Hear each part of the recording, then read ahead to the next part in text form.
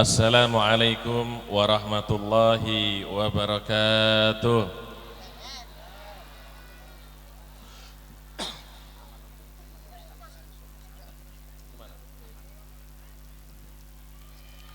Bismillahirrahmanirrahim. Alhamdulillahi rabbil alamin. Wa usalli wa usallim ala imamil anbiya'i wal mursalin Sayyidina wa maulana Muhammadin wa ala alihi wa sahbihil mayamin, amma ba'd. Hadratal mukarramin, segenap para habaib, para kiai, khususnya khadimul majlis Daul Mustafa Kiai Haj Mas Imam Luqmanul Hakim atallahu umra fi siha wal afiyah, Habib Fahmi bin Ahmad Al-Muhdar, dan juga yang hadir ada di depan kita Habib Hadi bin Muhammad Al-Habasyi dan Bapak Zainal Arifin, yang mudah-mudahan hajat beliau berdua ditunaikan oleh Allah Subhanahu wa ta'ala, keinginan beliau ditunaikan oleh Allah Subhanahu wa ta'ala. Mudah-mudahan dengan barokahnya majelis maulid, hajat-hajat kita semua ditunaikan oleh Allah Subhanahu wa ta'ala. Amin, Allahumma amin. Hadirin yang dirahmati oleh Allah Subhanahu wa ta'ala, sambil tamu kita Ustadz Mustafa Atif istirahat sebentar, ngaji 10 menit agar kita pulang mendapatkan ilmu yang bermanfaat dan bisa kita amalkan di rumah.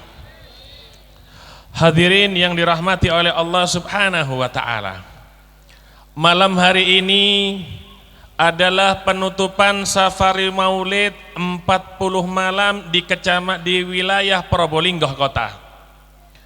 Dari malam pertama sampai malam minggu ini genap 40 hari safari daripada maulid. Mudah-mudahan tidak ada yang hadir dalam acara safari ini kecuali semua hajatnya dikabulkan oleh Allah, yang sakit disembuhkan, yang rezekinya sulit diluaskan oleh Allah Subhanahu wa ta'ala, yang belum dapat jodoh insyaallah segera dapat jodoh. Amin, Allahumma.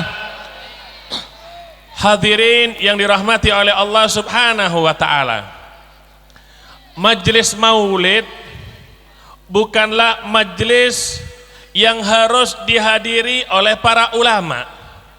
Majelis maulid bukan cuma majelis yang dihadiri oleh para habaib, para santri.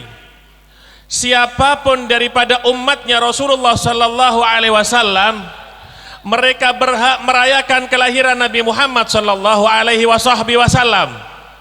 Baik yang santri, yang ulama, yang awam pun sampai pejabatnya, mereka berhak untuk merayakan kelahiran Nabi besar Muhammad sallallahu alaihi wasallam.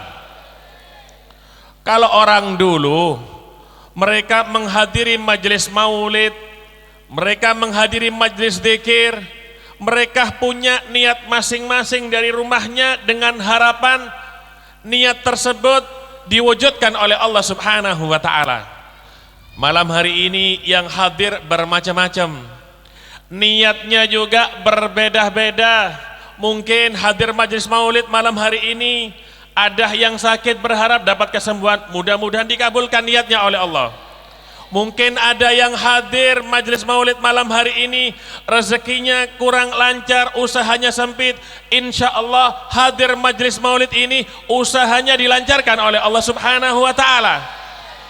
Mungkin ada yang hadir di majelis maulid malam hari ini ingin melanjutkan atau meneruskan daripada merapikan daripada kota Probolinggo misalnya, hadir niatnya ingin melanjutkan atau meluruskan atau yang kurang dulu disempurnakan, insya Allah hajatnya pun dikabulkan oleh Allah Subhanahu wa ta'ala.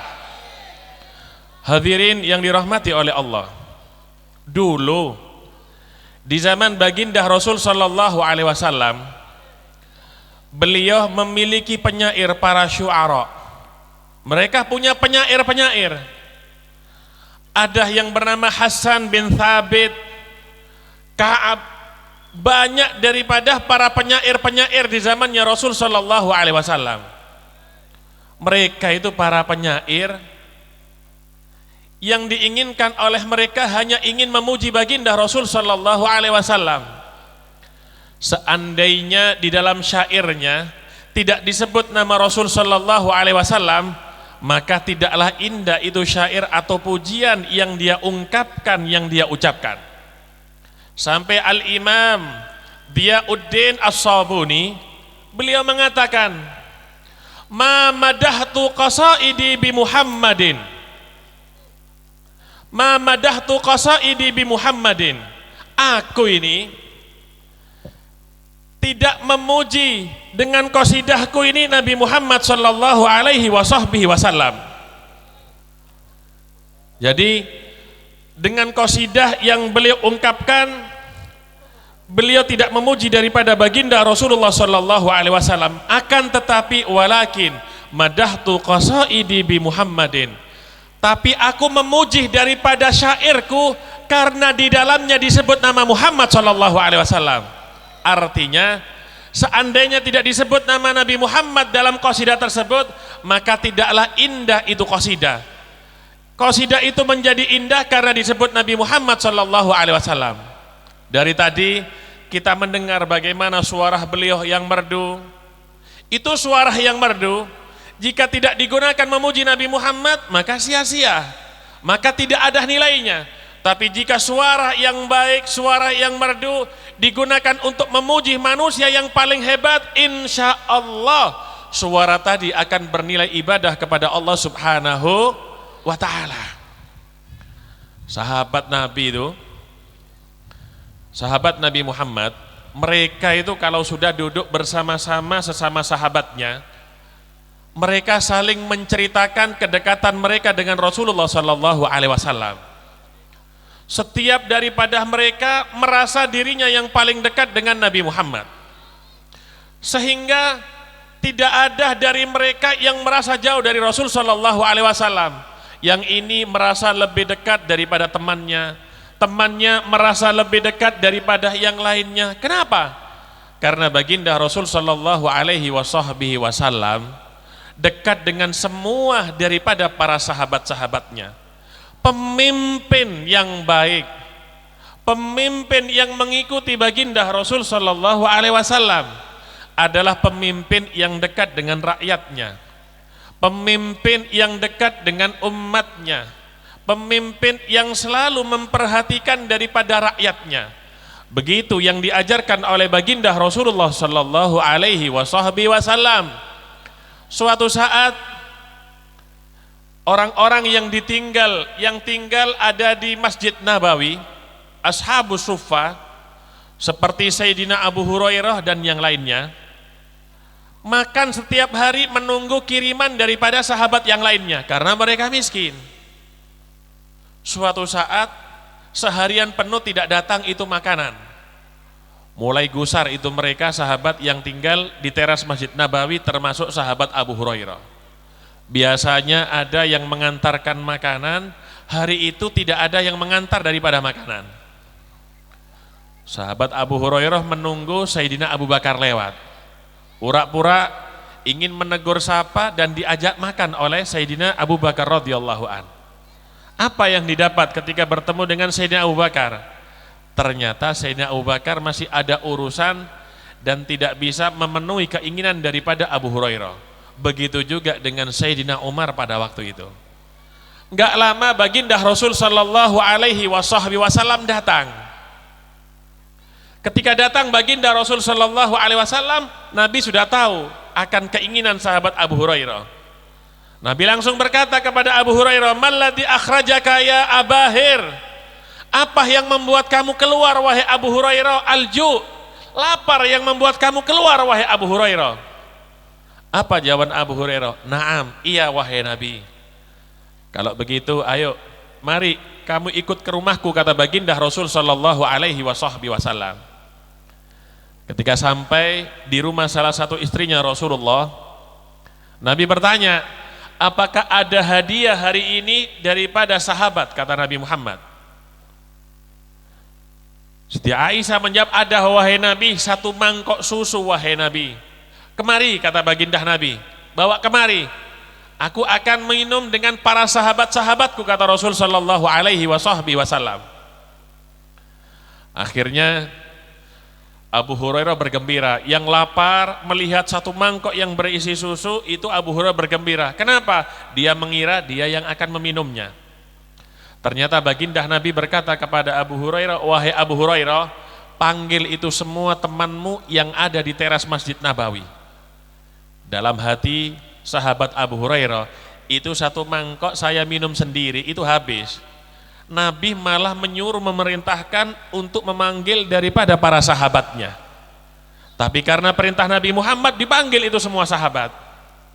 Dipanggil Abu Hurairah oleh Nabi Muhammad, Abu Hurairah, berikan ini semangkok susu kepada kawanmu yang di belakang.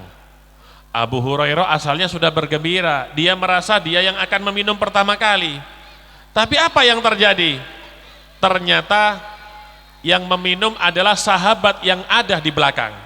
Yang paling di belakang ternyata yang meminum. Setelah selesai, diberikan kepada Nabi Muhammad.